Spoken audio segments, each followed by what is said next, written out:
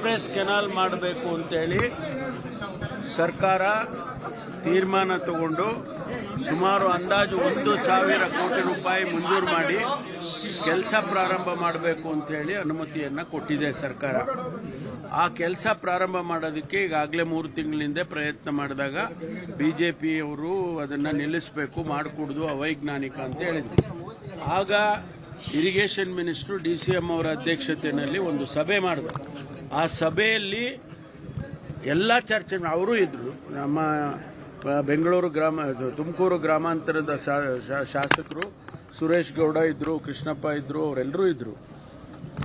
ಎಲ್ಲರ ಚರ್ಚೆ ಆದ ನಂತರ ನಾವು ತೀರ್ಮಾನ ಮಾಡಿದ್ದು ಚರ್ಚೆಯಲ್ಲಿ ಒಂದು ಟೆಕ್ನಿಕಲ್ ಕಮಿಟಿಯನ್ನು ಮಾಡಬೇಕು, ಟೆಕ್ನಿಕಲ್ ಫೀಸಿಬಿಲಿಟಿ ತಗೊಂಡ ನಂತರ ನಾವು ತೀರ್ಮಾನ ಮಾಡ್ತೀವಿ ಅಂತೇಳಿ DCM ಅವರು ಅವರಿಗೆಲ್ಲರಿಗೂ ಹೇಳಿದರು. ಅದಾದ ಮೇಲೆ ಟೆಕ್ನಿಕಲ್ ಕಮಿಟಿ ಆಯಿತು, ಟೆಕ್ನಿಕಲ್ ಕಮಿಟಿ ರಿಪೋರ್ಟ್ ಬಂತು. ರಿಪೋರ್ಟ್ನಲ್ಲೂ ಕೂಡ ಇದನ್ನು ಮಾಡಬಹುದು ಅಂತೇಳಿ ಅವರು ಕೊಟ್ಟಿದ್ದಾರೆ. ಆ ಆಧಾರದ ಮೇಲೆ ಕೆಲಸ ಪ್ರಾರಂಭ ಮಾಡೋದಕ್ಕೆ ಶುರು ಮಾಡಿದ್ವಿ. ಈಗ ಅವರು ತಡೆಯೋದಕ್ಕೆ ಬಂದಿದ್ದಾರೆ. ಅದಕ್ಕಾಗಿ ಒಂದಿಷ್ಟು ಗಲಾಟೆಗಳು ಮತ್ತೊಂದು ಎಲ್ಲ ಆಗಿದೆ. ಅದನ್ನು ಕರೆದು ನಾವು ಅವರಿಗೆ ಮಾತಾಡಿ ಸರಿಪಡಿಸ್ತೀವಿ, ಅದನ್ನು ಮುಂದುವರಿಸ್ತೀವಿ. ಅಲ್ಲ, ಇದು ರಾಜಕೀಯನೇ ತಾನೇ, ಮತ್ತಿನ್ನೇನಕ್ಕೆ ಮಾಡ್ತಾರೆ? ನಾವಲ್ಲಿ ಬೇರೆ ಯಾರಿಗೂ ತೊಂದರೆ ಆಗದಾಗೆ ಅದಕ್ಕೆ ರೆಗ್ಯುಲೇಟರ್ನ ಹಾಕಿ ಅದನ್ನು ನಾವು ಅವರಿಗೆ ಅಶ್ಯೂರೆನ್ಸ್ ಕೊಟ್ಟಿದ್ದೇವೆ. ಮಾನ್ಯ DCM ಅವರು ಅಶ್ಯೂರೆನ್ಸ್ ಕೊಟ್ಟಿದ್ದಾರೆ, ಇಲ್ಲಪ್ಪ ನಿಮ್ಗೆ ಯಾವುದು ತೊಂದರೆ ಆಗದಂಗೆ ಸ್ಕಾಡಾ ಹಾಕಿ ನಾವು ರೆಗ್ಯುಲೇಟ್ ಮಾಡ್ತೀವಿ ಅಂತಲೂ ಕೂಡ ಹೇಳಿದ್ದಾರೆ.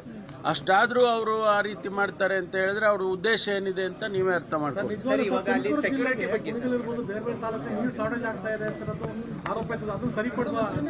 ಅಲ್ಲ ರೀ, ನಮಗೀಗಾಗಲೇ ಹೇಮಾವತಿ ನೀರ್ದು ಈಗ ಅದರದೇ ಇವಾಗ ಗಲಾಟೆ ಅವ್ರದ್ದು.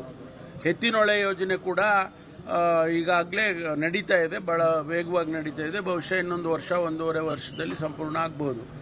ಭದ್ರಾ ಅಪ್ಪರ್ ಭದ್ರಾದು ಕೂಡ ಒಂದು ಭಾಗಕ್ಕೆ ನೀರು ಕೂಡ ಬರುತ್ತೆ. ಇವೆಲ್ಲ ನಮಗೆ ತುಮಕೂರಿಗೆ ಒಂದು ರೀತಿಯಲ್ಲಿ ವರದಾನ ಆಗ್ತಕ್ಕಂಥದ್ದು. ನಮ್ಮದು ಒಣ ಪ್ರದೇಶ, ಹೆಚ್ಚಿನದು ಒಣ ಪ್ರದೇಶ, 1-2 ತಾಲೂಕು ಬಿಟ್ಟರೆ ಎಲ್ಲ ಒಣ ಪ್ರದೇಶ. ನಮಗೆ ನೀರು ಬಂದರೆ ಅನುಕೂಲ ಆಗುತ್ತೆ ಅನ್ನುವಂಥದ್ದು. ಹಾಗಾಗಿ ಆ ಕೆಲಸ ಮಾಡೋದಕ್ಕೆ ನಾವು